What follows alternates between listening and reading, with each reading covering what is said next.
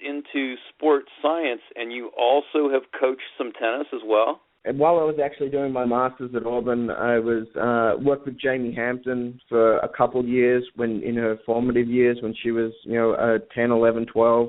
So was fortunate at that point to just fall into that. She was a rambunctious little kid, was a real competitor. It was a lot of fun to work with her for a few years. And, it's great. I still speak to her on a regular basis and hoping she can come back from some of the struggles she's been through over the last year with injury. But she's a great talent, and hopefully she can get back to being top 30 in the world again like she was a couple of years ago. And then, definitely still enjoy the coaching side of what I do. Now I do a lot more coach education and bringing the sports science principles to the court. And how do you apply that, whether it's a strategy, whether it's technical, whether it's physical? How can we make sure that we use best practices? And that's, I think, one of the biggest things that a lot of coaches that are not that into the sports sciences probably want to think about. It's not to make things theoretical or to make it complicated. It's just to use the available research that's out there and then apply it the right way. Because there's a lot of stuff out there that is very complicated and not that practical, but the principles that you can gain from some of that information can be applied in a very practical way and can make it a lot easier to coach. If you're spending your time more efficiently or doing certain things that will get a result rather than trial and error, that's going to make the coaches a lot better. That's going to help their players improve a lot quicker.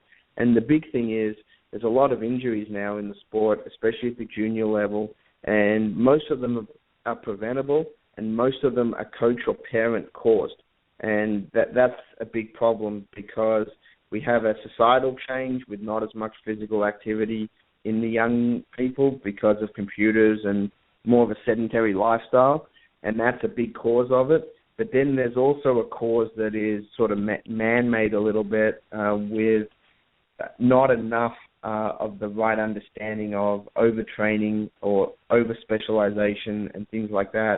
This would be a great thing to get into to kind of talk about best practices, stuff that's so last year, and then the stuff that really should have been left behind. Wired magazine has this feature called Wired, Tired, Fired. This is not intended to be a complete ripoff of that, just partly.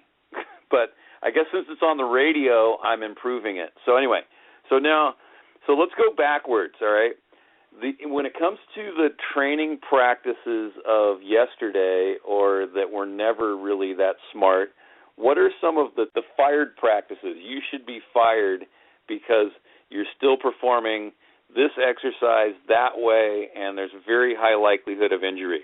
Do you have an example of that? Sure. I mean, one of my biggest sayings is there's never a bad exercise or bad drill. It's just a drill or exercise that's wrongly applied to the wrong population group with the wrong volume and with the wrong intensity. So that's on the coach, trainer, parent, whoever's asking the player to do the movement. Very few movements are wrong. It's how they're applied and is the athlete able to handle those type of movements. And that's really where a lot of things get missed.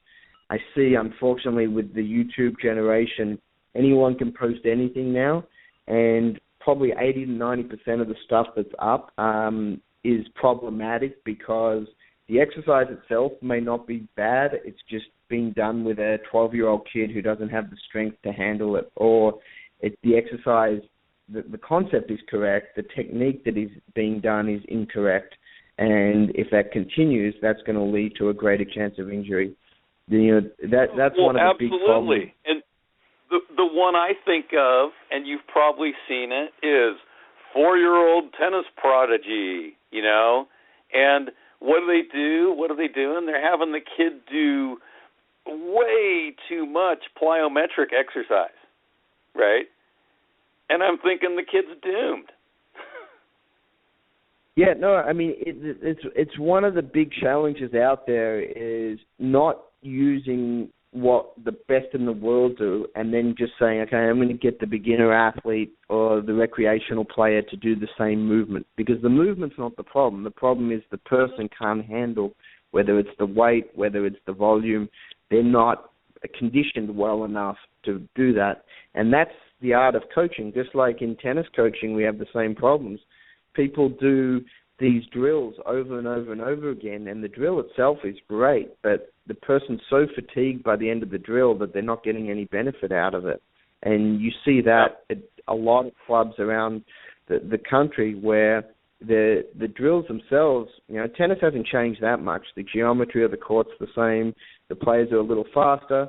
But generally, the drills that work for Harry Hopman and, for that generation still work today. So it's not about throwing out all the old stuff. The old stuff, the good stuff that was done, we should keep, and we should understand why it was good. And then some of the stuff that we've advanced and we know better should be changed. Similar to eating, raw eggs. Back in the day, that was a strategy that many athletes would do to try to get their protein. And we know probably it's not the safest or healthiest way to get your protein. There's better ways now to consume protein than eating raw eggs.